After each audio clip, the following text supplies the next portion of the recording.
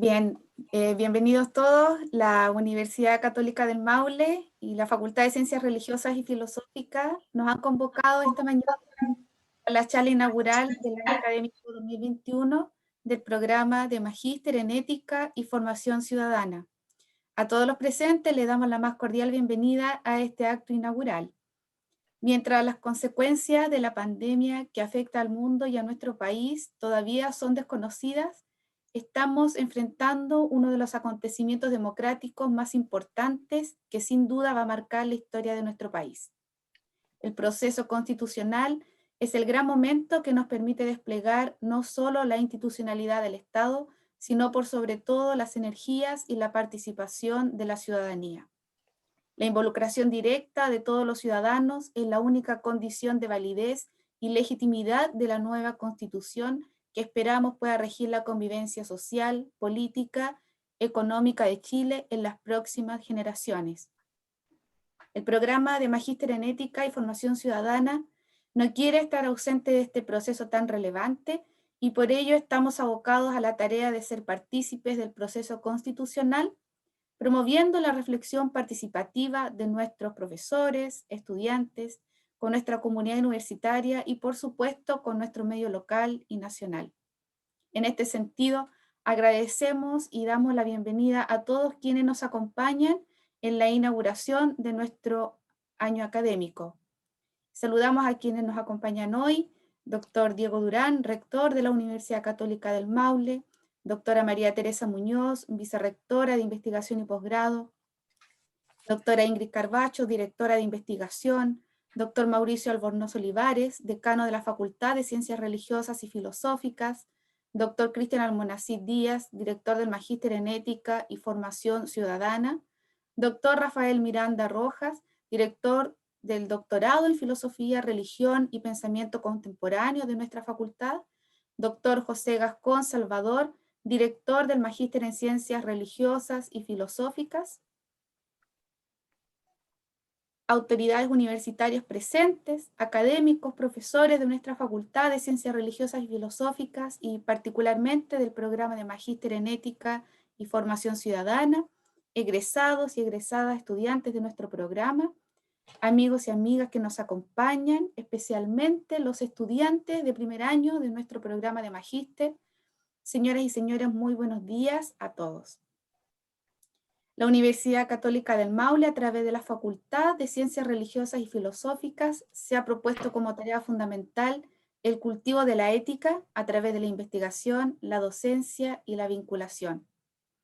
Es en este contexto que ha emergido este programa de Magíster en Ética y Formación Ciudadana y nos convoca a responder a la formación en posgrado de profesionales con una sensibilidad y una capacidad reflexiva ética vinculado a la formación ciudadana para promover la vida de la ciudadanía a través de la participación y el fortalecimiento de la democracia en distintos espacios donde se desenvuelve la vida personal y profesional. A continuación, escucharemos las palabras de bienvenida del rector de nuestra universidad, doctor Diego Durán Jara. Adelante, rector. Muchas gracias, Mónica. Quiero saludar a todos los presentes, las autoridades universitarias que están presentes, a los colegas, a estudiantes, si es que hay alguno presente también, pero especialmente también al colega Álvaro Ramis, de la Universidad de Humanismo Cristiano.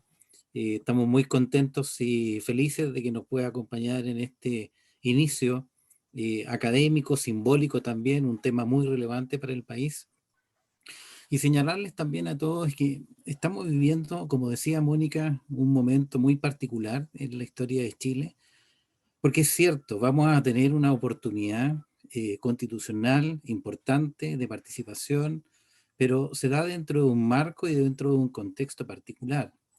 No solo por el estallido social del 19, sino que también de todo lo que ha significado la pandemia, pero también y sobre todo porque no es el único proceso que se va a vivir este año. Tenemos los gobernadores regionales y tenemos también la presidencial que van a marcar un tema bastante importante y además tenemos un contexto nacional el cual estamos viviendo y que le da un paraguas, le da un terreno donde se va a desarrollar este proceso constitucional.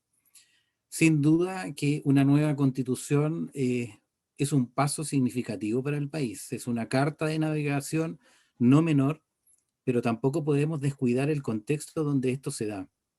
Y creo que ahí nosotros como programa, como universidad, como académicos, si ustedes quieren, o como ciudadanos, tenemos una tarea particular importante en la reflexión y que tiene que ver no solamente con el hecho de tratar de ir un poco más allá que solamente esta mirada en términos de promesas electorales o de transformaciones inmediatas, sino que tenemos que ser capaces de mirar el Chile que queremos para el futuro y que podamos también y seamos capaces de construir. Porque cualquier decisión que se tome en esta carta de navegación que se va a construir va a tener que ser llevada adelante por todos los chilenos y va a tener que marcar de alguna manera el horizonte que queremos para un país. Y hoy día lo que más escuchamos de distintos lados es declaraciones, populismos, totalitarismo, que impiden a lo mejor una mirada más objetiva, más propia de lo que podría ser el bien común para el país. Creo que nosotros tenemos un desafío importante. Va a ser muy interesante poder escuchar a Álvaro hoy día también en su reflexión en torno a este tema, pero también creo que cada uno de nosotros tiene una tarea y una responsabilidad en esto. Y se trata de no pasar de un modelo por sobre otro, sino que se trata de construir algo entre todos los chilenos, entre todos los que de alguna manera aportan y no aportan a la construcción del país. Aquí no puede quedar nadie marginado. Si algo hemos visto desde el estallido social hasta ahora es que se suscitan y se develan las grandes brechas que existen en este país.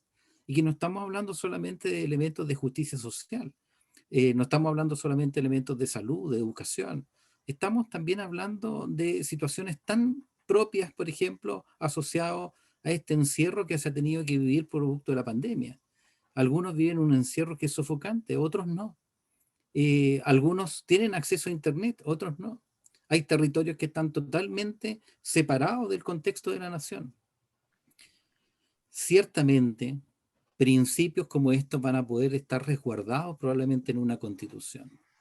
Pero insisto, la constitución también, o este proceso constitucional y de elaboración de esta Carta Magna, nos permite también vislumbrar el camino para ir disminuyendo esas brechas.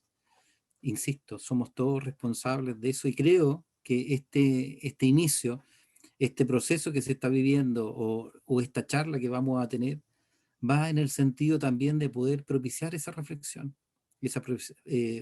seria, responsable, que nos permita también aportar reflexivamente y críticamente al proceso que Chile está viviendo. De eso somos todos responsables. Así que me alegro mucho de todos los que hoy día están presentes, de las 25 personas que tenemos conectadas, si es que no me equivoco.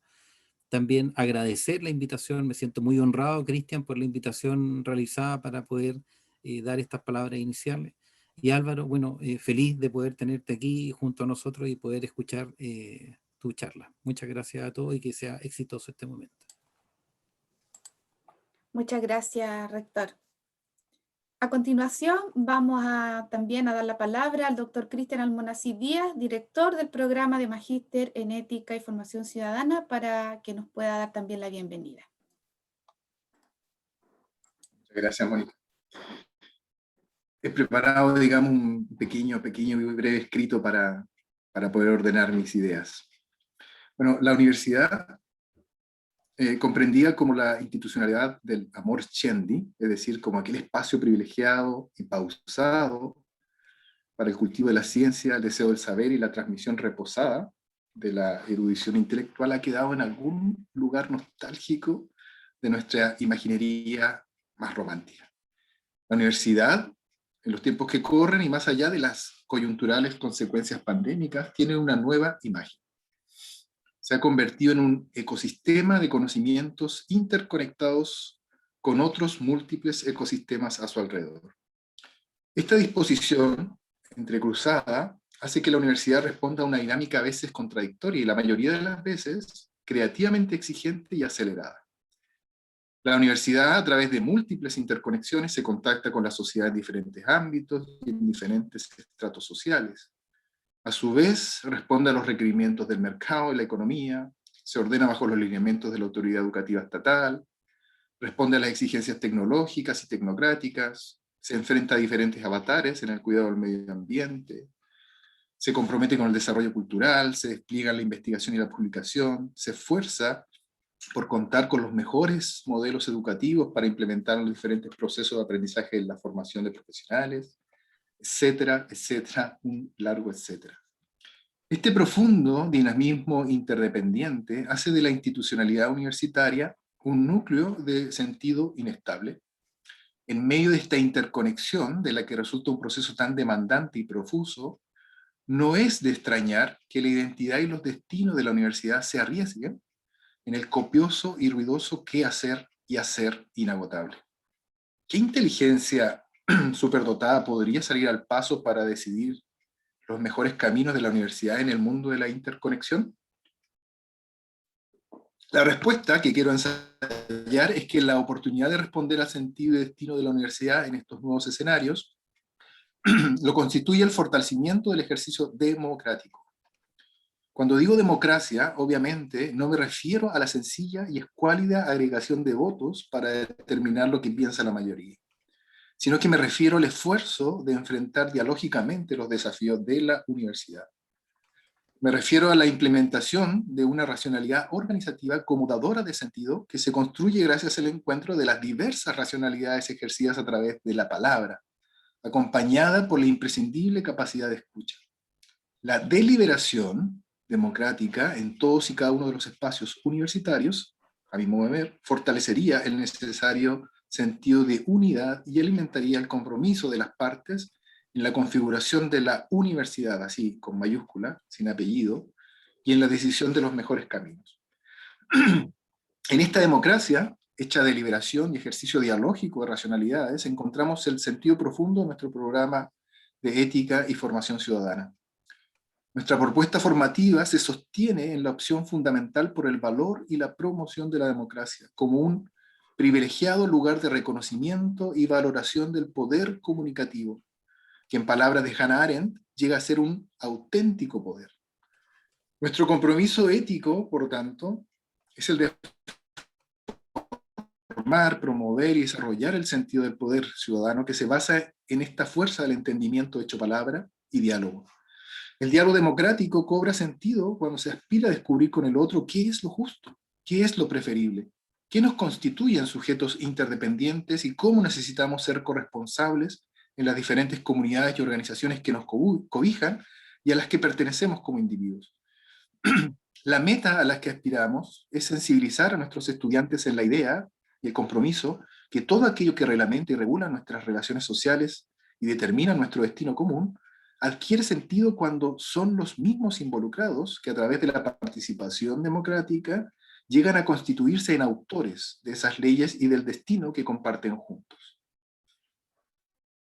Para terminar estas sencillas palabras, quisiera agradecer a cada uno su presencia en nuestra inauguración del año académico, a nuestras autoridades universitarias, ¿cierto? A nuestros colegas, a nuestras profesoras y profesores, a nuestras estimadas y estimados estudiantes, a nuestras amigas y amigos que nos acompañan. En especial, quiero agradecer al rector Álvaro Ramis, quien nos honra con su presencia y en un momento más con sus palabras. Compartimos con él una misma alma mater en aquel grupo de Valencia, liderada por tanto tiempo por nuestra filósofa y profesora Adela Cortina. Tal vez el rector Ramis no lo recuerde, pero la primera vez que nos vimos fue precisamente en la puerta del despacho de Adela Cortina. Él venía saliendo, después de haber concluido su proceso doctoral, y yo venía entrando, con la ilusión de mi primer encuentro con Adela para comenzar recién mi doctorado. En ese pequeño momento espontáneo, el rector Ramis me compartió su email personal, por si necesitase alguna ayuda en mi adaptación a la vida de la universidad y la vida en Valencia. Éramos desconocidos. Pero ese sencillo acto de generosidad de su parte fue suficiente para mí, para despertar un sentido de admiración que mantengo hasta el día de hoy. En especial admiro su compromiso con la democracia, la ciudadanía y lo común, la justicia y la equidad, pues logro captar que ese empeño no es solamente teórico o intelectual, sino por sobre todo es vivencia, verdadera experiencia hecha vida. Así que muchas gracias a todos. Bien, agradecemos también tus palabras, Cristian. A continuación vamos a presentar a nuestro ilustre invitado, el doctor Álvaro Ramis Olivos, quien actualmente es el rector de la Universidad Academia de Humanismo Cristiano. El doctor Ramis es doctor en filosofía del programa Ética y Democracia de la Universidad de Valencia, España. Se ha desempeñado como presidente del Centro de Estudios Cultura Ciudadana. Ha sido académico en el programa de formación continua de Magisterio, PEC, de la Facultad de Filosofía y Humanidades de la Universidad de Chile y en la Universidad Alberto Hurtado. También estudió en la Facultad de Teología en la Pontificia Universidad Católica de Chile, donde se desempeñó como presidente de la Federación de Estudiantes de la Universidad Católica, allá por el año 1998. También se ha especializado en Teología Contextual en la Universidad Libre de Ámsterdam, máster en Derechos Humanos en la Universidad Pablo de Olavide, en la Maestría de Ciencias Sociales en Arcis. Entre el año 2003 y 2010 fue investigador en el Centro Ecuménico Diego de Medellín, en el área de Ética, Economía y Política. Entre el 2008 y 2010, presidente de la Asociación Chilena de Organismos No Gubernamentales Acción AG. Entre 2001 y 2010, miembro de la coordinación de ATAC Chile, donde se impulsó el Foro Social de Chile 2004 y 2006. Desde el 2010, colaborador de la edición chilena de Le Monde Diplomatique y de la revista Punto Final. Fue columnista del diario La Nación entre los años 2005 y 2010.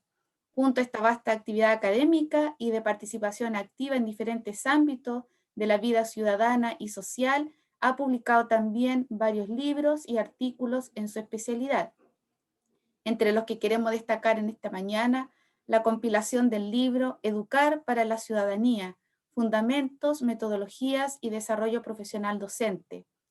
Pensar el común, los bienes comunes como categoría germinal para el pensamiento crítico.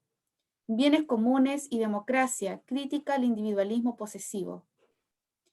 Con esta información, entonces, a continuación, damos la palabra al doctor Álvaro Ramis, quien nos presentará en esta mañana el tema Universidad, Democracia y Proceso Constituyente.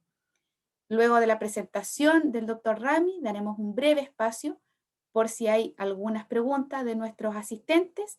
Para eso vamos después a dar cuáles van a ser las indicaciones. Adelante, doctor Ramis, bienvenido.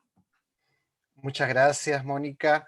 Bueno, en primer lugar, saludar al rector, Diego Durán. Estoy muy honrado de que poder contar con su presencia en esta actividad académica.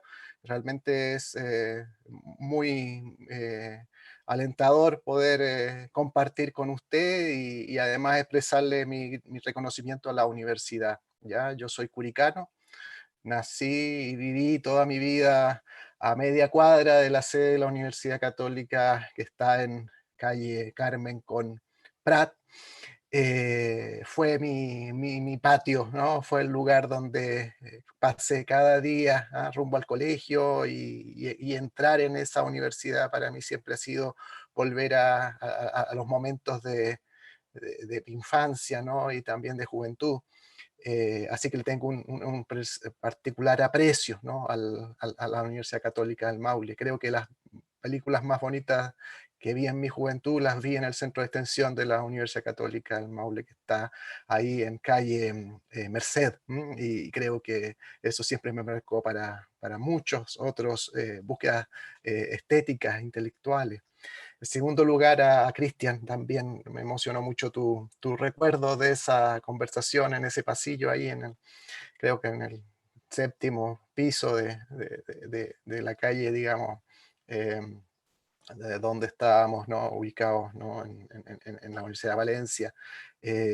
Y creo que es importante mantener esa historia, ¿no? En términos de la vinculación hacia una perspectiva académica conjunta. Bueno, y a cada una de las personas que están hoy día presentes en esta actividad, y saludar el inicio de este magíster que creo que es muy necesario y muy único en su perspectiva hoy día dentro del campo de la propuesta académica nacional. No hay otro magíster en este contexto y en este enfoque, que creo que es muy relevante en la integración de perspectivas que hacen de la ética y la formación ciudadana una mirada conjunta. Quisiera pedir si puedo compartir pantalla para poner un PPT que permita abrir no sé si estoy habilitado para eso, ¿no? Allí está habilitado, rector. Sí, voy a ver cómo lo... A ver, tendría que ser en...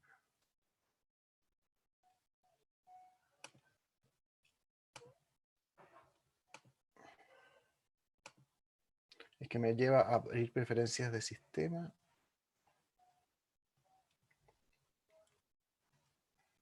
¿Dónde está? No.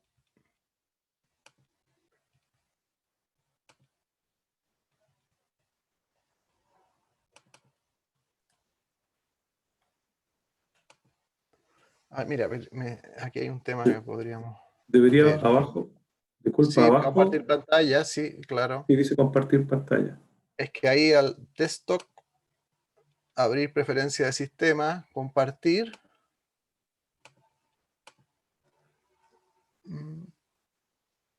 El tema de la conferencia como Universidad, Democracia y Proceso Constitucional, lo primero que pensé fue si hay algún problema constitucional realmente ligado a las materias que nosotros estamos abordando con este título. Hay una relación entre la democracia, la universidad y el proceso constituyente.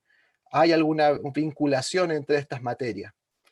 Y pensando en ese problema, recordé un discurso de Víctor Hugo, el autor de Los Miserables, que pronunció como constituyente, es decir, como miembro electo a la Asamblea Constituyente Francesa de 1848.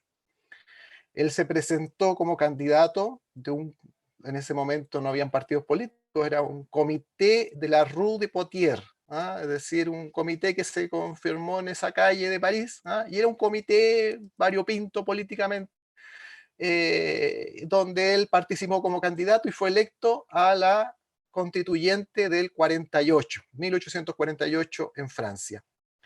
Y es célebre, muy recordado, el discurso que realizó el 18 de noviembre de ese año en la Asamblea Constituyente. El título que se le ha dado a ese discurso es El gran peligro de Francia no es la miseria, sino la ignorancia. Y creo que es muy relevante recordar que él es el autor de Los Miserables. O sea, el autor de Los Miserables considera que hay algo más peligroso que la propia miseria y que es la ignorancia. Y coloca eso en el centro de la discusión de la nueva Constitución francesa de 1848. ¿Y qué es lo que dice Víctor Hugo a esa constituyente cuando comienza la discusión, la liberación sobre el nuevo marco constitucional? Voy a leer textualmente. Dice: afirmo, señores, que las reducciones presupuestarias en el presupuesto especial de las ciencias, las letras y las artes son doblemente perversas. Son insignificantes desde el punto de vista financiero y nocivas desde todos los demás puntos de vista. Insignificantes desde el punto de vista financiero. Esto es una evidencia tal que apenas me atrevo a someter a la Asamblea el resultado del cálculo proporcional que he realizado. ¿Qué pensarían, señores, de un particular que, disfrutando de unos ingresos de 1.500 francos, dedicara cada año a su desarrollo intelectual una suma muy modesta, 5 francos, y un día de reforma quisiera dar a costa de su inteligencia 6 céntimos? Se coloca en el centro de la discusión lo poco que dedicamos a educación, en el centro de la discusión pública nacional, y dentro de eso lo poco que dedicamos a las letras, las artes, las ciencias, en términos del conocimiento que no tiene una rentabilidad directa, que no es, por decirlo así, útil en el sentido del utilitarismo de Bentham, tal vez no al de Stuart Mill, pero sí ese utilitarismo inmediato que busca la ganancia. Y aún así lo queremos ahorrar, ¿no? Y esa es la apelación que hace, ¿no? Y dice, justamente, Víctor Hugo: un artista, un poeta, un escritor célebre trabaja toda la vida, trabaja sin pensar en enriquecerse, muere y deja a su país mucha gloria con la sola condición de que se proporcione a su viuda e hijos un poco de pan. Entonces, coloca el punto respecto al juicio político que debe realizar la constituyente. Dice, aquí está a mi juicio el error político grave que les señalaba al principio. ¿Qué momento se elige para poner en cuestión todas estas instituciones culturales a la vez? El momento en el que son más necesarias que nunca, el momento en que en vez de reducirlas, había que extenderlas y ampliarlas. Dice, ¿cuál es el gran peligro de la situación actual? La ignorancia. La ignorancia aún más que la miseria. En un momento como este, ante un peligro tal, se piensan atacar, mutilar, socavar todas estas instituciones que tienen como objetivo expreso perseguir, combatir y destruir la ignorancia. Pero si quiero ardiente y apasionadamente el pan del obrero, el pan del trabajador, que es un hermano, quiero además el pan de la vida, el pan del pensamiento, que es también el pan de la vida. Quiero multiplicar el pan del espíritu como el pan del cuerpo. Dice, habría que multiplicar las escuelas, las cátedras, las bibliotecas, los museos, los teatros, las librerías. Habría que multiplicar las casas de estudio para los niños, las salas de lectura para los hombres, todos los establecimientos, todos los refugios donde se medita, donde se instruye, donde uno se recoge, donde uno aprende alguna cosa, donde uno se hace mejor. En una palabra, habría que hacer que penetre por todos lados la luz del espíritu del pueblo, pues son las tinieblas los que la pierden. Este discurso de noviembre de 1848 creo que refleja su actualidad en la continua y permanente tensión que existe respecto al lugar que debe tener en la definición de una sociedad bien ordenada, como diría Rawls, un principio donde el reconocimiento del carácter específico y además adecuado de la función educativa tenga como horizonte no solamente funcionalidad utilitaria, sino que tenga una función del sentido de la propia convivencia social y su propia coexistencia en base a los compromisos que nos debemos unos y otros para poder generar una sociedad decente, digna, capaz de sostenerse en su convivencialidad. Esa misma crítica ya uno la puede ver en otro autor francés que antecede a Víctor Hugo y que en algunos aspectos difiere de algunas perspectivas de Víctor Hugo, ¿no? Alexis de Tocqueville, en Democracia en América, siempre se ha instalado como un autor que centró su propuesta y su perspectiva en la alabanza y en el reconocimiento a la democracia norteamericana. Sin embargo, si uno revisa bien a Tocqueville, el punto donde él es muy crítico y muy confrontador de lo que advierte en Estados Unidos en su época, es justamente esta idea de el pragmatismo reduccionista de la educación a su función utilitaria y formalista, ¿no? Donde existe una reducción del proceso educativo simplemente a la profesionalización y donde la construcción de otros saberes complementarios que permitan también hacer más sustantiva la deliberación y la valoración de la discusión social, estética, ética, es, por decirlo así, abandonada a un segundo plano. ¿Qué es interesante de leer en Tocqueville en ese momento? Dice que en Estados Unidos no hay casi nadie que se dedique a la parte esencialmente teórica y abstracta de los conocimientos humanos. Estamos hablando de 1830, mostrando esto la exageración de una tendencia que creo yo ha de hallarse cuando en menor grado en todos los pueblos democráticos. A Tocqueville le parece inevitable que en una sociedad organizada de ese modo el espíritu humano se vea insensiblemente llevado a descuidar la teoría. El impulso de lo útil y el embellecimiento de las actividades del espíritu podría tener como efecto que los hombres se deslicen hacia la barbarie. Dice, si hay pueblos que se dejan arrancar la luz de las manos, también otros que la sofocan ellos mismos con los pies. Esta es la razón por la que nutrirse principalmente de las obras de la antigüedad es una medida saludable. Por las obras de la antigüedad, lo que quiere él decir es ese conocimiento permanente, estable, que nos antecede y que nos permite interpretar el presente debido a que sus preguntas son permanentes. Y por lo tanto, más allá de la funcionalidad de Aristóteles o de la pertinencia o no de una reflexión de Platón o de leer a Ovidio simplemente por el gusto de leerlo, hay ahí una medida saludable que permite enriquecer el corazón de la discusión de una sociedad. Otro pensador que creo que puso en su época ese énfasis es el cardenal John Henry Newman. El cardenal Newman es un clásico del catolicismo del fines del siglo XIX. Él es converso desde el anglicanismo al catolicismo y elabora toda una teoría sobre la misión de la universidad. ¿Qué es lo que debe ser una universidad y cuál es la razón de la educación universitaria?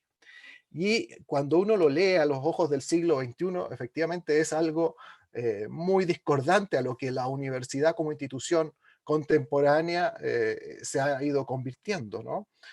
Más bien es la defensa de una universidad que permite la reflexión calmada y la reflexión de sentido, no solo inmediato y utilitario, sino de largo plazo. En los discursos sobre la instrucción universitaria dice lo siguiente: algunos hombres eminentes insisten en que la educación debe limitarse a algún fin particular y concreto y desembocar en un resultado que se pueda pensar y medir. Argumentan como si toda cosa y toda persona tuviera su precio y piensan que donde ha habido una gran inversión existe el derecho a esperar un gran resultado. Consideran que este planteamiento equivale a hacer útiles la educación y la instrucción y su término clave es utilidad. Equipados con un principio fundamental de esta naturaleza, proceden lógicamente a preguntar con qué se justifican los gastos de una universidad y cuál es el valor real en el mercado del artículo llamado educación liberal. Estamos hablando principio del siglo XX. Cuando afirmo que el saber no solamente es un medio para lograr algo que está más allá, o el momento preliminar de ciertos actos en los que naturalmente desembocará, sino un fin suficiente donde permanecer y que buscar por sí mismo, no estoy formulando ninguna paradoja, pues digo algo que es inteligible en sí.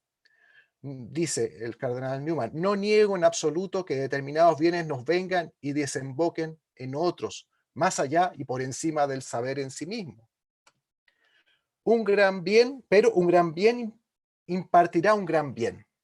Si el intelecto es un aspecto tan excelente de nuestro ser y su desarrollo resulta tan magnífico, será útil a su poseedor y a todos los que le rodean en un auténtico y elevado sentido del término. No digo útil en un sentido vulgar, mecánico y mercantil, sino como un bien que se difunde, o una bendición, o un don, o un poder, o un tesoro, primero para quien lo posee y a través de él para el mundo entero.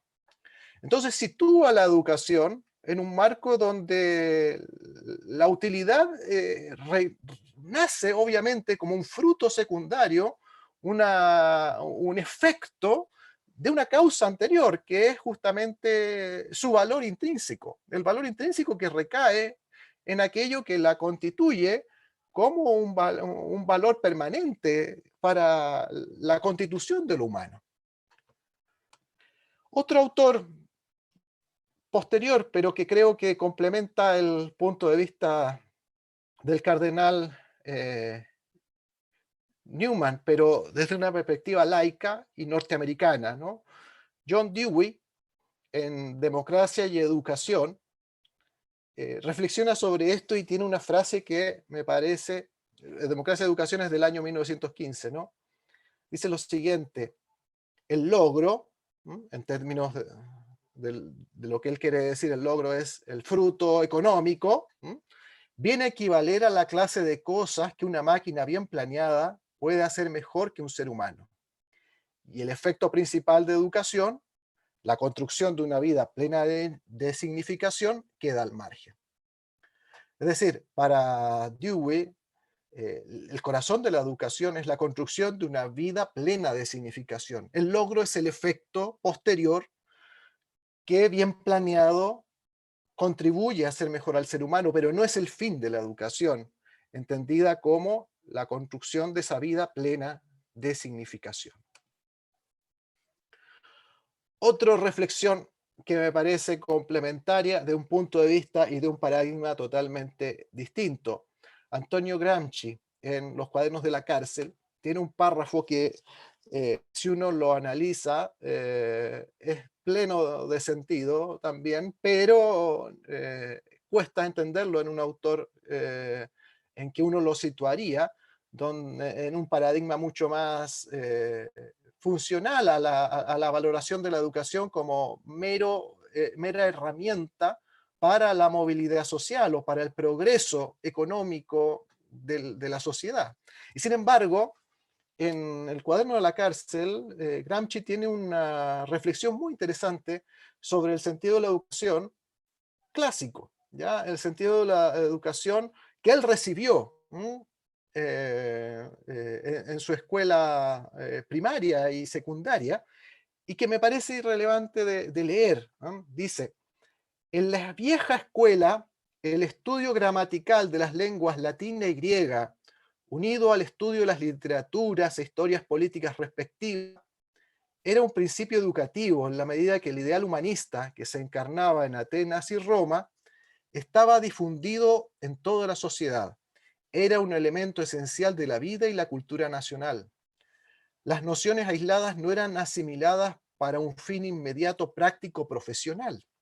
El aprendizaje parecía desinteresado, porque el interés era el desarrollo interior de la personalidad. No se aprendía el latín y el griego para hablarlos, para trabajar como camareros, como intérpretes, como agentes comerciales. Se aprendía para conocer directamente la civilización de ambos pueblos, presupuesto necesario de la civilización moderna, o sea, para ser uno mismo y conocerse a uno mismo conscientemente. Creo que en este párrafo sintetiza buena parte de esta tensión, ¿no? Una forma de entender la educación que tiene que ver con la profesionalización, entendida como su reducción al desarrollo económico, o también esta otra dimensión que es la de conocerse a uno mismo y conocerse uno mismo para poder participar de una vida civilizatoria, en la cual uno se interpreta y solamente en la cual uno puede llegar a conocer su propio origen y su lugar en el mundo. Otro autor del mismo, poco posterior, ¿no? Ortega.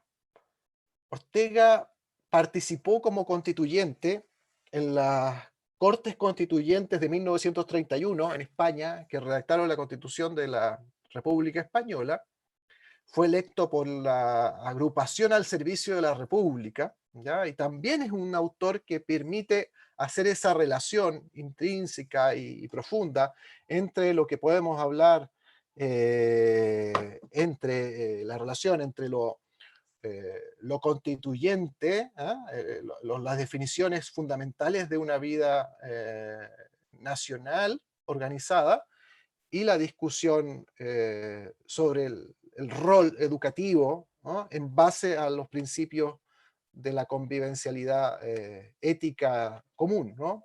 En 1930, la constituyente fue el 31, el año anterior, 1930, que es el mismo año en que publica La rebelión de las masas. Ortega dio una conferencia muy famosa que se llama Misión de la Universidad, lo que hoy es la Complutense, en ese momento Universidad de Madrid, y que trata, digamos, de definir cuál es la misión de una universidad de acuerdo a sus principios, a su criterio, que difieren de lo que él comienza a percibir como la orientación fundamental de las universidades europeas en ese momento.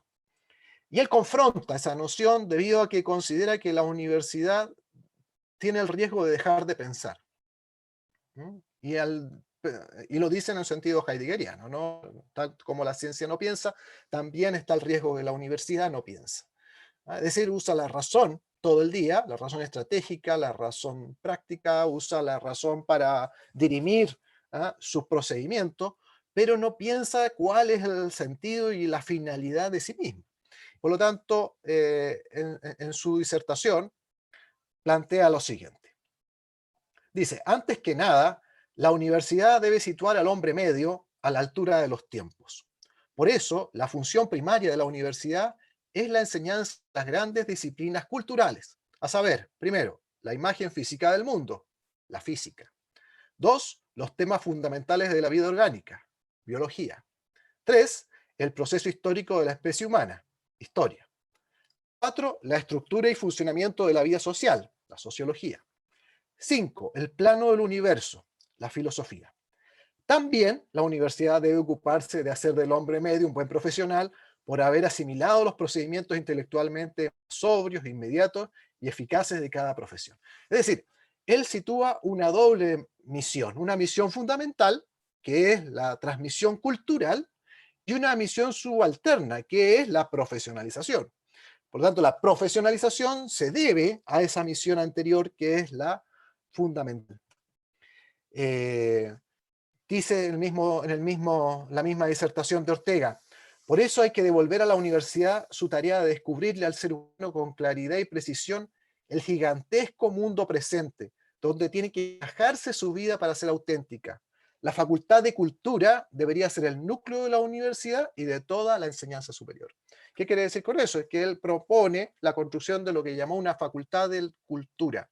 Una facultad que integrara saberes, una facultad, diríamos hoy, transdisciplinar, bajo estas dimensiones, que estudiara la física, la biología, la historia, la sociología, la física, que lo integrara en un conocimiento que no tuviera esa utilidad inmediata, ¿no? Ligada a la profesionalización, sino que permitiera a quienes transcurren su vida universitaria el poder lograr una visión del mundo, ¿ya? Una visión del mundo completa que les permitiera situarse en una perspectiva en la que pudieran generar una vida auténtica, ¿ya? Una vida auténtica que fuera parte, digamos, de la reconstrucción posterior a su diagnóstico en la rebelión de masas, con esa nueva barbarie que él denomina de la especialización. Los nuevos bárbaros, dicen, son los científicos, ¿ya? Es decir, la ciencia cuando no piensa. La nueva barbarie es la especialización de aquel que solamente sabe mucho de un solo tema. Y por lo tanto, la superación de eso exige esta facultad de cultura que implica un conocimiento complejo. Una autora nuestra que creo que pone el mismo diagnóstico en su perspectiva de lo que debería ser una formación integral del ser humano, Gabriela Mistral. Ella tiene un artículo muy cortito que se llama Contar, que tiene que ver con la narrativa, el uso de la narrativa en la educación, que es de abril de 1929. Y ella dice lo siguiente, una frase con la que cierra el artículo: si yo fuese directora de una escuela normal, una cátedra de folclore general y regional abriría la escuela. Además, insisto, no daría el título de maestro a quien no contase con la agilidad, a quien no contase con agilidad, con dicha, con frescura y hasta con alguna fascinación. Es una definición que obviamente no está en los estándares de acreditación. No está aquí en la actualidad puesto en los estándares de acreditación y en los perfiles de egreso de nuestras universidades, el que maestros, maestras, profesores, profesoras, sepan contar historias, ¿no? Y lo hagan con lo que dice ella, ¿no? Agilidad, dicha, frescura y alguna fascinación, ¿no? Y que en el centro de la educación de niños y niñas esté lo que ella llama el folclore regional y general. ¿Por qué? Porque evidentemente para Gabriela el centro del proceso educativo está en la construcción de un ser humano integral que permite situarse en una historia, y en esa historia se despliega su propia narrativa personal y comunitaria, se inserta en una comunidad de sentido que le permite interpretar el mundo.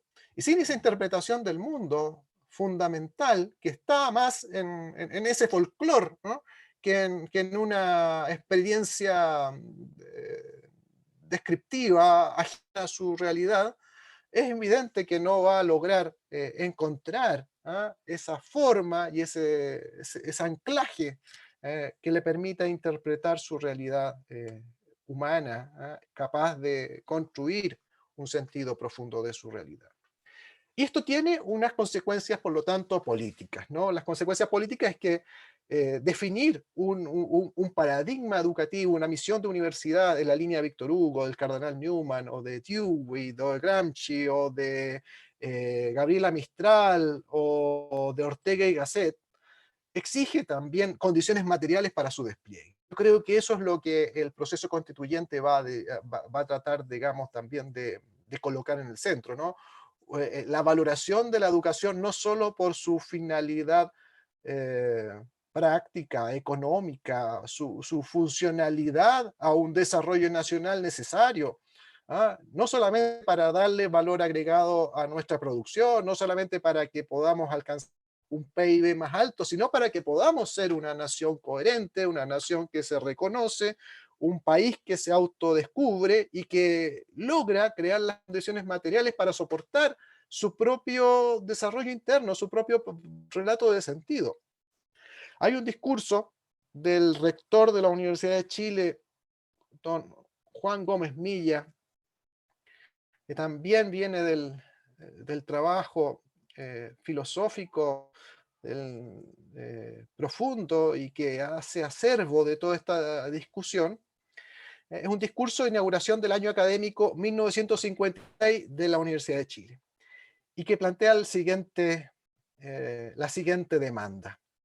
Dice Juan Gómez Milla: ¿qué sentido tiene hablar de gastos que demanda el funcionamiento de la universidad? Es demasiado grande el tesoro que tenemos que transmitir y acrecentar para que lo midamos en términos económicos de costo. La ciencia, la educación y el arte son caros.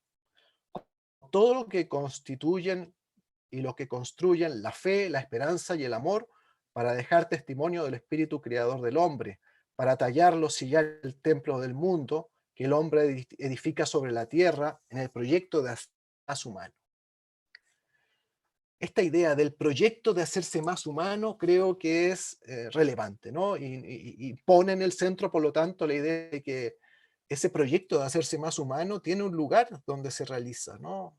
Tiene varios lugares, ¿no? Tiene la escuela, tiene los medios de comunicación, tiene las redes sociales, tiene la sociedad civil organizada, pero tiene en la universidad un lugar fundamental, ¿no? La universidad es un espacio justamente para el desarrollo del proyecto de hacernos más humanos. Y si esa universidad, si ese espacio destinado a esa función desnaturaliza su función, desnaturaliza su misión, obviamente no lo va a poder aportar a esa sociedad que lo necesita. Y eso es caro, dice, y por lo tanto eso necesita unas bases materiales para su existencia. Creo que eso es relevantísimo para la discusión constituyente, ¿no? Es decir, el poder garantizar una educación que no solamente tenga financiamiento, sino que ese financiamiento no solamente sea orientado a una función utilitaria, sino que tenga también una función socialmente relevante, culturalmente relevante, incluso, digámoslo, ética y estéticamente relevante. Y llegamos entonces a una autoría contemporánea que creo que coloca el debate en el contexto de las sociedades actuales, ¿no?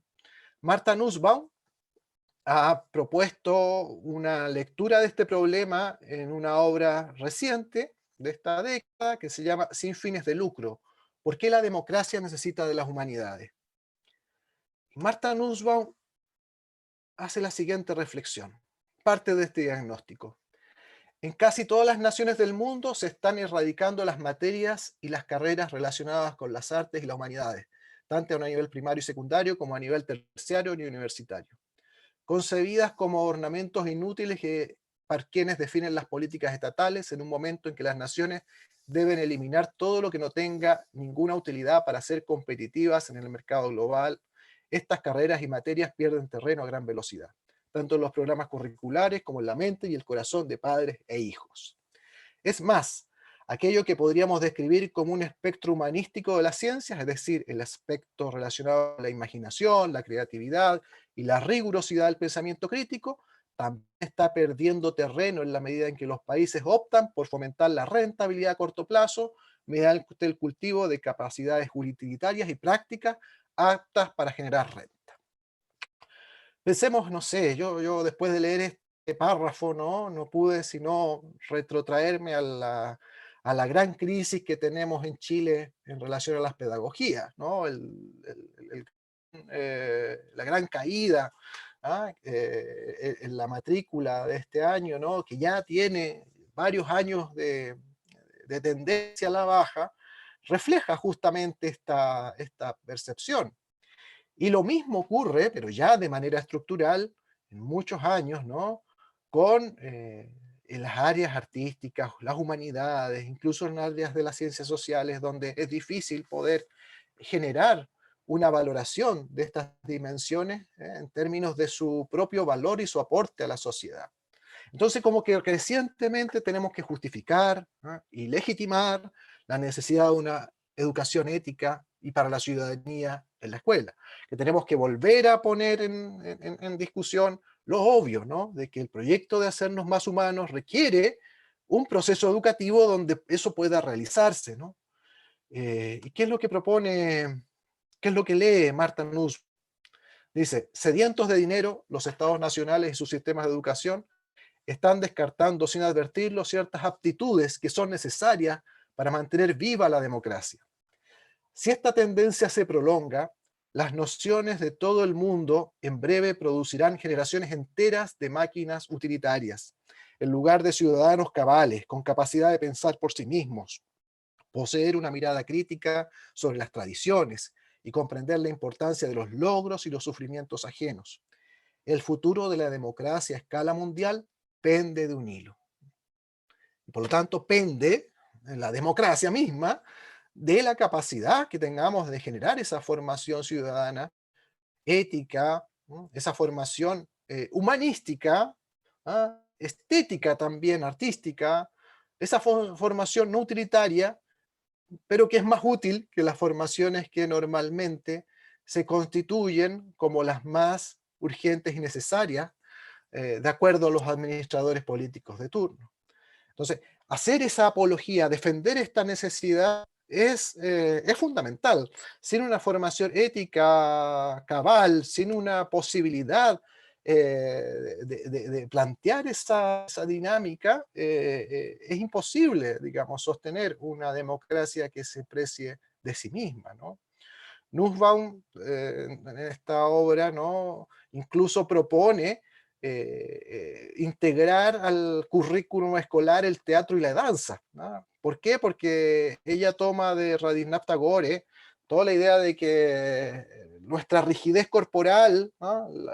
Es parte, digamos, también del problema, nuestra incapacidad de conocernos como actores en el cuerpo, ¿no? La corporalidad de las relaciones humanas, ¿no?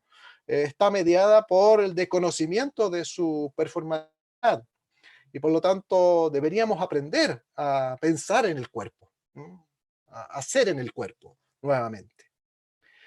Esto es lo que yo quería plantearles en este recorrido de estas autoras, de estos autores, porque creo que esto es, yo creo, central para lo que estamos discutiendo en un programa magíster como el que ustedes están desarrollando, y creo que es central que el proceso constituyente aborde este punto. Es decir, de todos los temas constituyentes que son todos necesarios, el medio ambiente, la democracia, la calidad de las instituciones, el poder, no sé, si vamos a tener un presidencialismo, vamos a tener un semipresidencialismo, si vamos a tener un régimen parlamentario, etcétera. Todos son discusiones relevantes, ¿no? El tema de los derechos sociales, etcétera. Son todas discusiones relevantes, pero creo que nadie va a pensar por nosotros y con nosotros este punto que es central, que la educación no puede ser reducida simplemente a un derecho social, muy bien, pero un derecho social que tiene una finalidad simplemente de movilidad social, ¿ah? Pero que no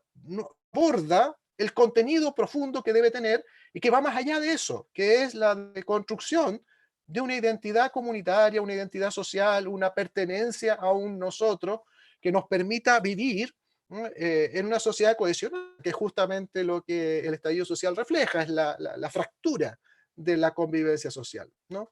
Entonces, reparar esa fractura implica darle a la educación un sentido integrador de las subjetividades y de la vida misma, ¿no? Y por lo tanto, retomando la frase del rector Juan Gomillas, ¿no? Colocarnos en el proyecto de ser más humanos. Vivir ese proyecto es apasionante, pero requiere unas condiciones que deben estar garantizadas constitucionalmente. Si no, simplemente vamos a decir que esto es muy bonito, pero no va a tener condiciones, por ejemplo, de financiamiento, de reconocimiento, de la posibilidad de tener un marco legal que sea capaz de soportar esta empresa, ¿no? Simplemente para terminar, y como modo de darnos ánimo en esta tarea que creo que nos debe unir, digamos, en términos de la búsqueda de un proyecto común para la valorización de un programa educativo que sea capaz de incorporar estas dimensiones al currículum y que lo pueda sostener y legitimar, ¿ah? Y hacer más ambicioso. Quería simplemente terminar con un soneto de Petrarca, que lo voy a leer en italiano porque es muy bonito como suena, ¿no? Y después lo voy a traducir. Es un cancionero, soneto séptimo del cancionero de Petrarca. Dice: povera e nuda vai filosofia, dice la turba al vil guadagno intensa.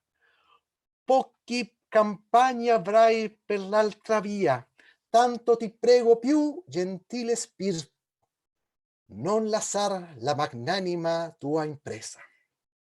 Dice: pobre y desnuda vas filosofía, dice la turba atenta al vil negocio. A pocos hallarás por la otra senda, por lo cual, alma noble, más te pido que tu empresa magnánima no dejes. Entonces, esta pobre y desnuda filosofía tiene mucho que dar, aunque la turba no la valore y no la piense, ¿no? No dejemos esta empresa magnánima a la cual nos invita Petrarca y a la cual creo que debemos dedicar nuestra energía. Muchas gracias. Muchas gracias, doctor Álvaro Ramis. Agradecemos mucho su ponencia. Ahora vamos a dar un breve espacio para responder si es que hay alguna pregunta que alguno de los asistentes quisiera plantear. Para eso podemos usar el icono de levantar la mano y tratar de hacer preguntas muy concisas, precisas, para que el doctor pueda responder. No sé si a alguien le gustaría plantear alguna pregunta. Felipe. Ahí. Hola, ¿me escuchan? Sí. Antes que todo, muchas gracias por la invitación, gracias a Cristian, que me invitó. Bueno, yo creo que hay pocas cosas que agregar con lo que dijo Álvaro, y lo quiero llevar un poco a lo actual, a lo del estallido, un poco recogiendo las palabras de Álvaro que decía de reconocerse, de mirarse, y también tomando lo que decías de que un pueblo o una ciudadanía es más peligrosa la ignorancia que la miseria. Actualmente estamos en un periodo de reconocerse, de mirarse, y en el mismo estallido se hablaba, estaba la frase Chile despertó, y lo quiero conectar un poco con tu universidad y lo que pasó en el estallido, y particularmente con lo de Gustavo, que en lo concreto hubo todo el tema de la violación a los derechos humanos y las víctimas de daño ocular, pero llevándolo un poco a la parte simbólica que tú hablabas, de el simbolismo, la resignificación de muchas cosas. En estos casos de personas con daño ocular, si lo vemos por el lado simbólico, no es una forma de que estas dos fuerzas que están chocando, por un lado está esta ciudadanía que está despertando, que está abriendo los ojos, se está reconociendo, se está mirando, está la otra fuerza que viene a, como a tapar esto, que la ciudadanía no, quiere que la ciudadanía no vea su realidad, o no se mire, o no se reflexione. Ahí también, ahí viene un poco la pregunta, falta en esta discusión, que también es la urgencia, de que están pasando tantas cosas y uno no tiene la capacidad de reflexionar, pero tomar estos casos desde el lado simbólico, para entender lo que está ocurriendo. Por ejemplo, ¿por qué nos están dejando ciegos? ¿Por qué el Estado o esta estructura política está tratando de que no nos reconozcamos, no veamos el Chile que existe hace 30 años? ¿Cómo lo ven ustedes desde la parte de la academia, o cómo se puede llevar a la discusión actual del proceso constituyente, que es muy técnico también, o muy de derechos, o de reformas, cómo llevar esa discusión simbólica para poder entendernos en esta emergencia, que además está el tema de la pandemia, que es algo de la urgencia que casi que no hay tiempo para reflexionar? ¿Cómo juntar esas dos cosas, entre la urgencia y la reflexión, que como en cosas de tiempo son distintas? Sí. No sé si juntamos otras preguntas o vamos una a una. Una a una, después la profesora Carol Killing Ya. va a hacer un comentario, Ya. doctor. Perfecto. Mira, yo creo que esto de la palabra despertar, a mí me refiere siempre, digamos, en el imaginario, ¿no?, a esta idea de verdad como aletheia, ¿ya? En la tradición filosófica se distingue, ¿no?, el descubrimiento de la verdad como la verdad del conocimiento, de una verdad cartesiana, donde hay un conocimiento único y distinto, que este otro despertar que viene a ser el develamiento de lo verdadero, el desocultamiento del ser, la posibilidad de reconocer una verdad que no está en una única expresión, sino una hermenéutica compartida, ¿ya? Entonces yo creo que ha pasado en Chile actual, ¿no?, desde el 2018, 19, 20, ¿no?, es ese reconocimiento de una hermenéutica compartida de una circunstancia que todos vivíamos o que todos podíamos percibir, pero que se normalizó, ¿ya? Es decir, la normalización de la funcionalización de la sociedad, de esa modernidad con malestar que ya había denunciado el PNUD el año 98. Si uno ve los diagnósticos, ya se habían generado abundantemente. Norbert Lechner tenía una bibliografía absolutamente detallada y consistente, premonitoria de lo que podía ser el estallido social a inicio de los años 90. Durante los años 2000, el PNUD en todos sus informes de desarrollo humano anticipaba ese malestar, y sin embargo ese malestar permanecía sin que se expresara más allá, digamos, de episodios de distinta forma, ¿no? Anomia, ¿ya? Hubo una discusión académica a inicios de los años 90 sobre la anomia juvenil, ¿ah? Entonces se trató de caracterizar el fenómeno como una falta, digamos, de voluntad participativa, ¿ya? La discusión sobre si los jóvenes querían o no votar, si querían o no participar, organizarse, se redujo principalmente a una patologización de la juventud en términos de su anomia supuesta, ¿no? Más que un ejercicio crítico respecto a las formas de participación que se estaban presentando. Después, respecto a las formas, digamos, de crisis de la salud mental, ¿ya? Es decir, hubo una serie de elementos donde se puso, digamos, alerta respecto al incremento sostenido del consumo de fármacos, ¿no?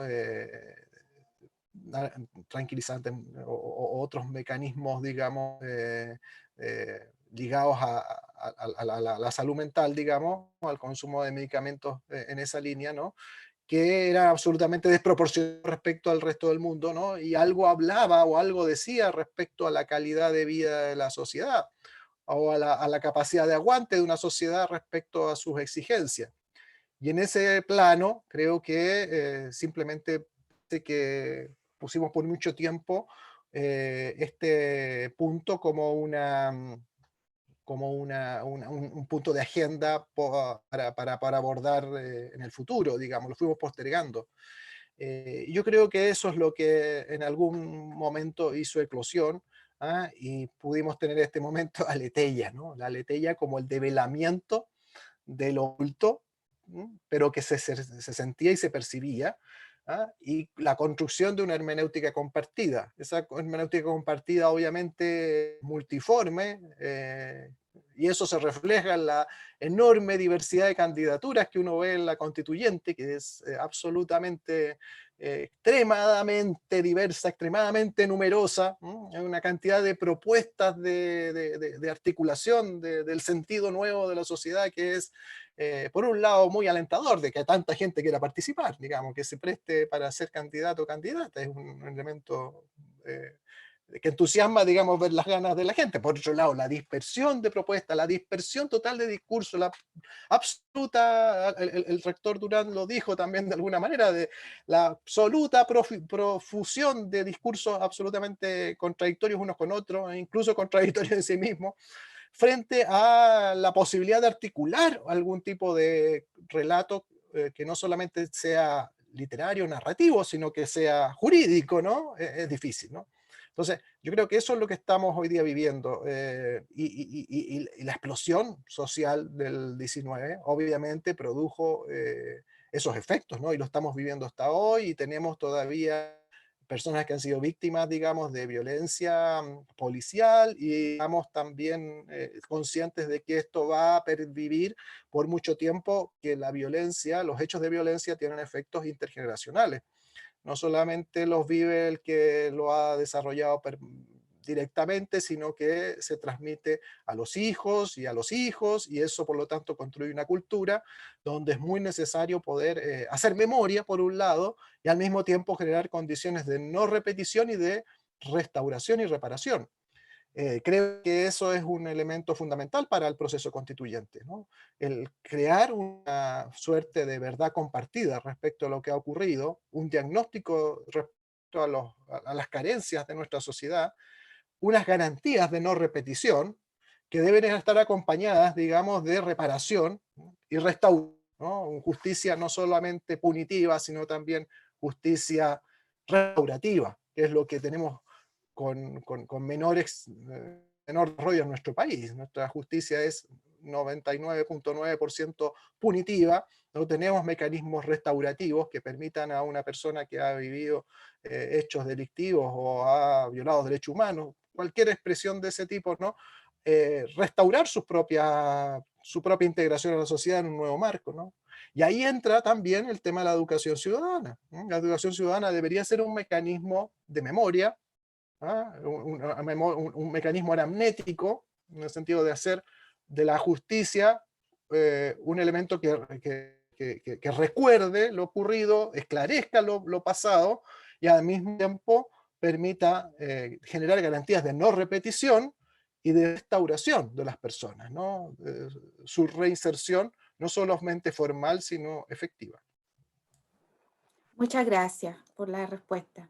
Para seguir el orden de cómo vamos a ir terminando ya, cerrando, la profesora Carol Chilin va a hacer un comentario y posteriormente tiene la palabra para hacer pregunta o comentario el profesor Enrique Muñoz y finalmente el padre Mauricio Albornoz. ¿Ya? Profesora. Sí, buenos días, gracias Mónica.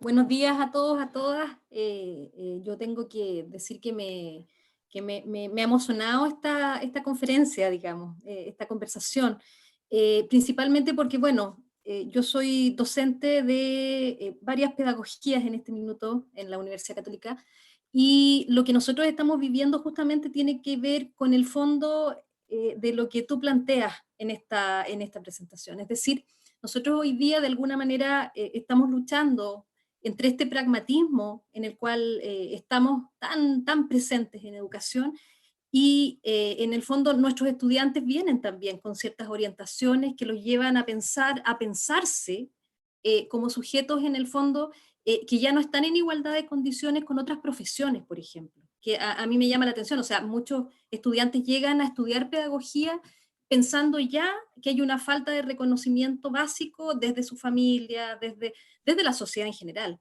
Entonces, yo creo que estamos en este sentido en un momento increíble desde la perspectiva de lo que pudiese ser justamente una reflexión profunda sobre las finalidades de la educación en Chile. Yo pienso que hay muchos proyectos de vida de jóvenes que se pierden, hay muchos talentos que van quedando en el camino, porque hoy día, claro, lo que transmitimos en los medios de comunicación, lo que transmitimos muchas veces también en el currículum, tiene que ver más que con el lado sensible de lo que hacemos, que con la trascendencia de lo que hacemos, con el sentido por el cual nosotros estamos, por ejemplo, formándonos para ser profesores, para ser académicos, qué sé yo. Los tenemos una y otra vez a veces a los futuros profesionales pensándose como objetos, o sea, como objetos en el fondo de un proceso donde ellos luego reproducen eso en la escuela. Hoy día nosotros, bueno, con algunos académicos nos hemos propuesto, estamos trabajando fuerte el concepto de reconocimiento, primero para entender que quien llega a estudiar pedagogía trae una historia, trae experiencia. Esa experiencia escolar tiene un papel que debe ser importante desde la perspectiva de cómo va reconfigurando o cómo va configurando un proyecto de vida al estudiante a lo largo de la carrera, y por supuesto que le ayuda a sostenerse ética, moralmente y en todos sus aspectos al momento que egresa, porque hoy día además de lo que tú planteas, de la baja en las matrículas de pedagogía, también se produce otro fenómeno, que efectivamente el estudiante a los 5 años ya no quiere seguir en el sistema. Entonces, debiéramos hacer una reflexión profunda. Yo creo que las instituciones de educación superior las estamos haciendo de manera muy aislada todavía. Pero poner esto en el centro, sobre todo cuando pensamos en los temas constitucionales, porque finalmente va a proyectar si nosotros vamos a tener una sociedad de verdad más justa, no solamente desde un concepto de justicia centrado en los aspectos redistributivos, por ejemplo, sino que pensar en un concepto de justicia pensado en proyectos de vida, o sea, qué proyecciones tienen los estudiantes que hoy día ingresan a nuestras universidades, proyecciones concretas, digamos, cuando egresan de integrarse a una sociedad también más sana, no solamente a una sociedad que también está bien patologizada en los aspectos laborales. Entonces, bueno, no podía dejar de hacer ese comentario, de agradecer también este espacio como reflexión, porque yo creo que un magíster en este ámbito debiera estar pensando en el fondo cómo vamos influyendo también para que esto suceda. Y en eso, bueno, muy agradecida del espacio. Gracias, profesora Carol. ¿Enrique? Hola, bueno, buenos días a todas y a todos. Agradecer a Cristiana Monacir la invitación y también agradecer las palabras iniciales del rector de Cristiani y del rector Álvaro Ramis. Hay un tema acá que atravesó toda la presentación del rector Ramis. ¿Cuál es el sentido de la educación hoy? ¿Cuál es el sentido de formar en las universidades profesionales? Y en esa búsqueda de sentido, con todas las referencias a los autores que mencionó, hay un común denominador. Yo creo que hay un común denominador que tiene que ver con el tema ético, el tema valórico. ¿Cuál es el sentido de la sociedad y la convivencia? Y en ese aspecto, cuando uno analiza lo que ha ocurrido en Chile en los últimos 2 años, el estallido social es analizado desde el punto de vista sociológico, político, económico, pero no desde el punto de vista ético.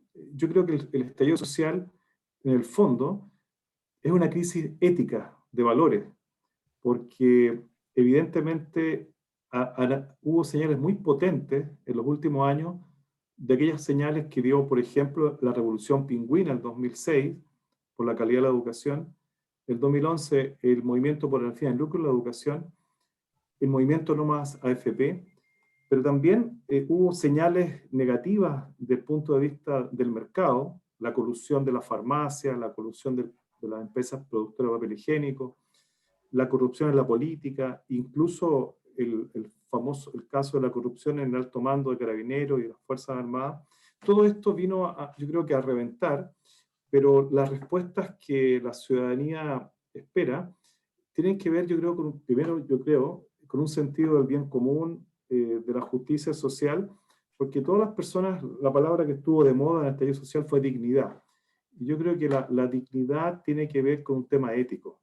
Es decir, y por eso agradecer esta instancia y sobre todo del futuro que queremos construir como sociedad. Yo creo que primero tenemos que ponernos de acuerdo qué valores vamos a compartir como sociedad, siendo una sociedad diversa, culturalmente, territorialmente, con diferentes perspectivas, pero tenemos que llegar a ciertos valores compartidos.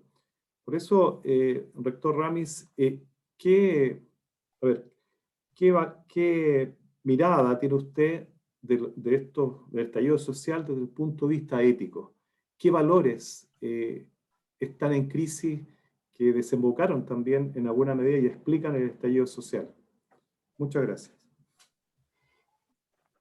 Bueno, muy relevante la reflexión de la profesora Carol. Primero, creo que puso en discusión elementos fundamentales respecto a la crisis que tenemos hoy día, no de la tecnología educativa, sino de la práctica humana de la educación, ¿no? Hay autores, creo, hoy día en Estados Unidos, fundamentalmente, o en otros países, algunos en Asia, ¿no?, que sostienen que va a desaparecer la función docente.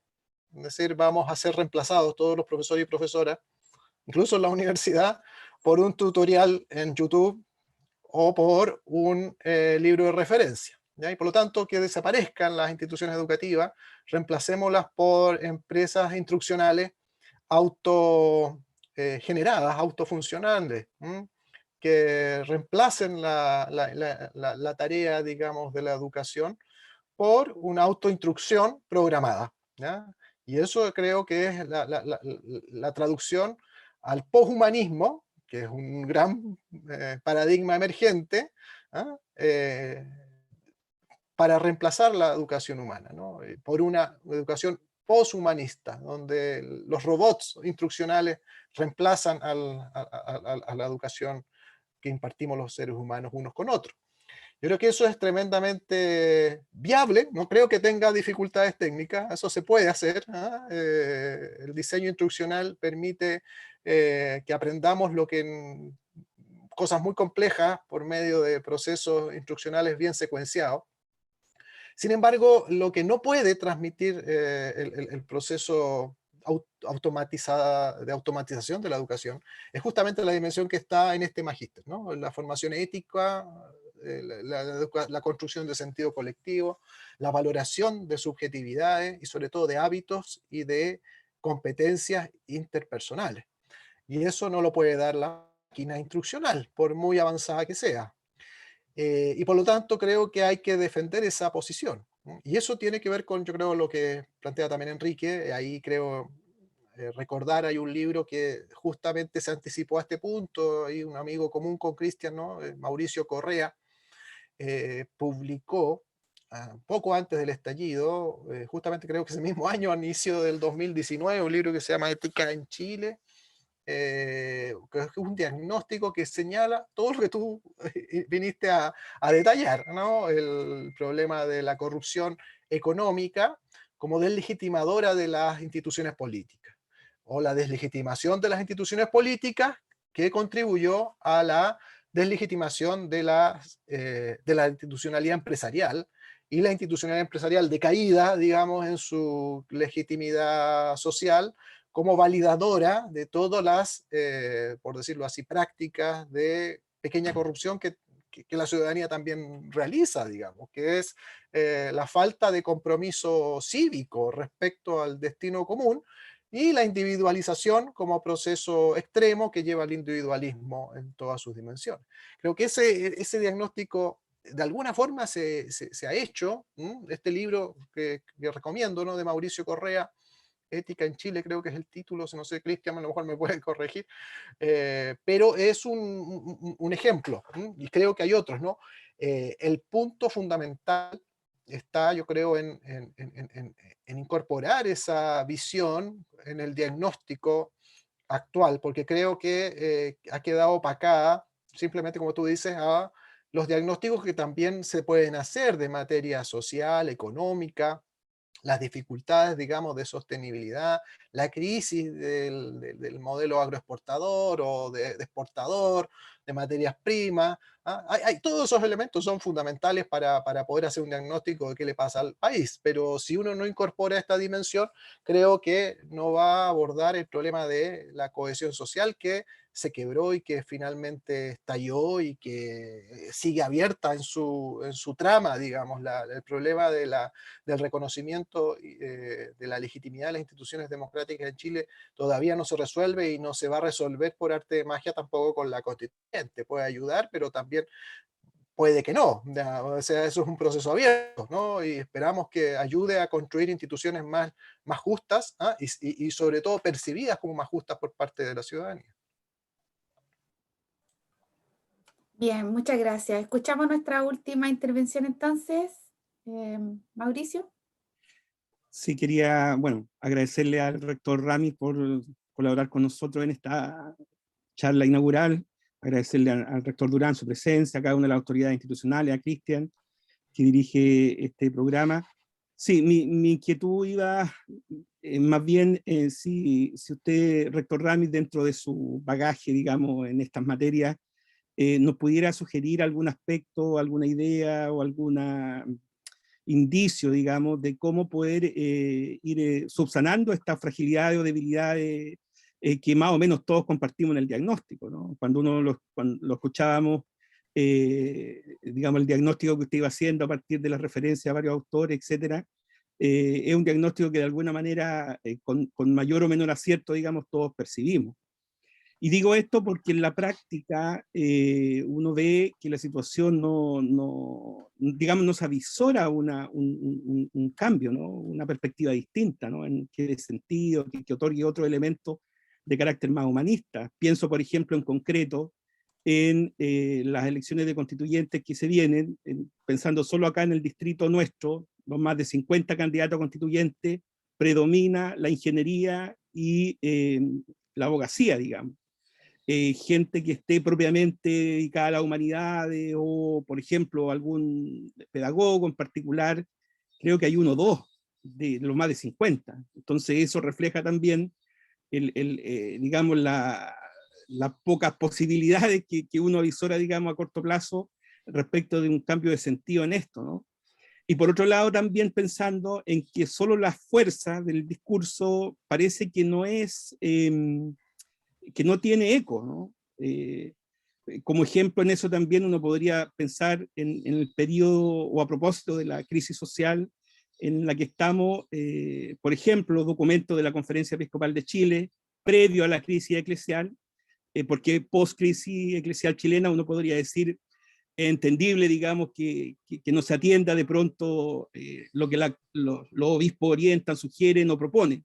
Pero previo a la crisis, existen más de 40 documentos de la Conferencia Episcopal que daban sintomáticamente y majaderamente con estos problemas que después se expresaron, ¿no es cierto?, en la crisis.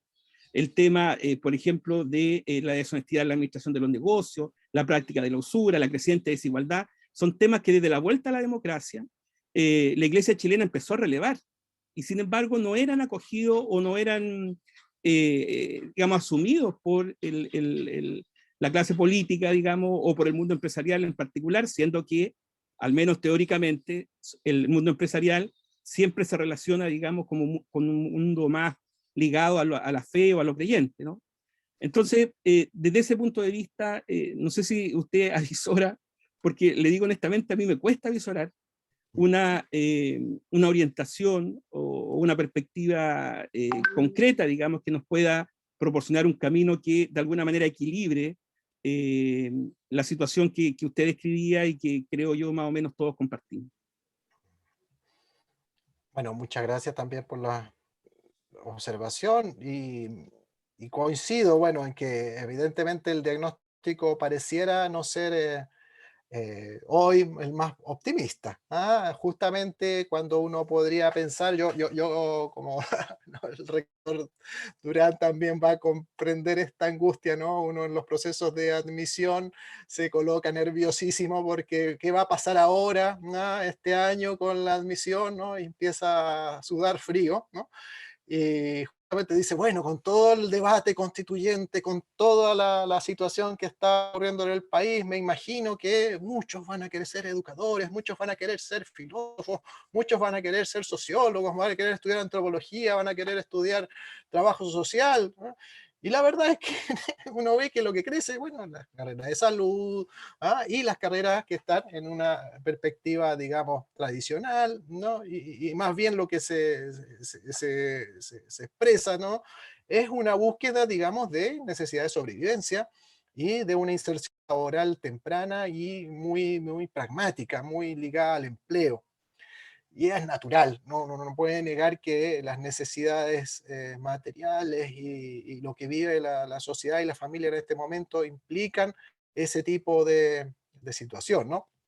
Pero queda la pregunta, entonces, bueno, ¿dónde están esos jóvenes que quieren transformar el mundo, que despertaron, que quieren hacer una contribución a la sociedad? ¿Dónde fueron? ¿No? ¿Ah? O no son capaces de vislumbrar otras alternativas en su desarrollo humano que les permita aportar desde otras disciplinas, digamos.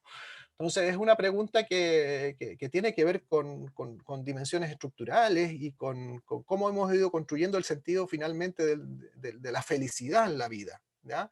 La felicidad creo que es un gran aliciente, ¿ya?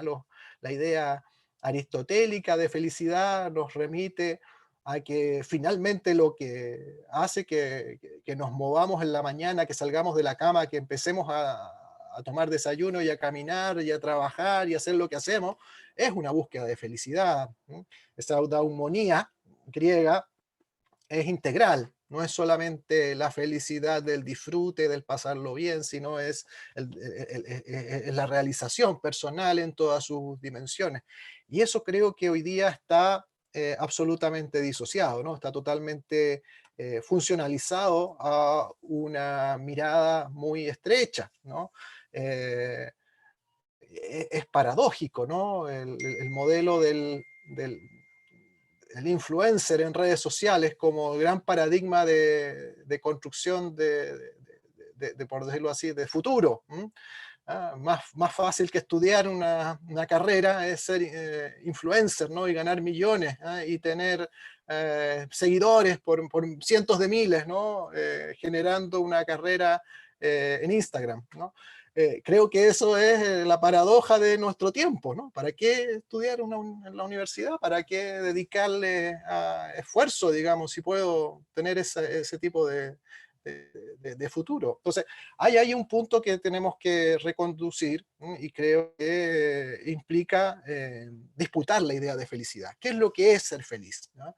Yo creo que ahí, por más que las palabras y los discursos sean débiles, yo creo que lo que tenemos que salir a disputar es esa idea, que la felicidad no está en los cientos de miles de seguidores que vas a tener en Instagram o de lo fácil que es tener dinero vendiéndote en las redes sociales. ¿Ya? Yo creo que ahí esa posibilidad requiere personas que puedan disputar esa idea de manera activa. Porque sin una idea de felicidad, obviamente, como decimos siempre, ¿no? El duro deber deontológico kantiano se hace muy pesado. Es decir, está bien el imperativo categórico, está bien que tengamos que responder a nuestros compromisos y que es duro, ¿no? El hacernos dignos, ¿no? De ser herederos de la palabra empeñada, y del deber que tenemos con nuestra sociedad, pero no basta. Necesitamos un para qué, un aliciente, un estímulo, y ese estímulo está en la felicidad. La noción de felicidad, por lo tanto, en esa tradición aristotélica, vuelve a ser central, yo creo, para poder motivar la construcción de una sociedad de sentido que vaya más allá, digamos, del duro y simple deber jurídico y de la pura coacción legal. Y eso creo que está en lo entrañable, en lo maravilloso de poder aprender a conocer, de poder aprender a descubrir otras formas de felicidad que son muy superiores a las formas de felicidad inmediata, ¿no? Entonces, no quiero volverme estoico ni epicúreo, pero sí poder sentir que esa idea de felicidad tiene algo que ofrecer en este contexto, ¿no? Las personas descubren a poco andar que la felicidad que han buscado con tanto ahínco se hace arena entre los dedos, ¿ah? Y necesitan una definición más sustancial de felicidad, ¿no? Y tal vez en esa esfera los relatos sustantivos de felicidad, ya sea de carácter religioso o filosófico, requieren, por lo tanto, una nueva energía, ¿ah? De despliegue para seducir a esta gran, digamos, masa de personas que son las que yo creo que se pueden dejar fascinar por ese enorme atractivo. Bien, pues muchas gracias. Antes de hacer la finalización, queremos pedir a los asistentes, quienes puedan, que encendamos nuestras cámaras para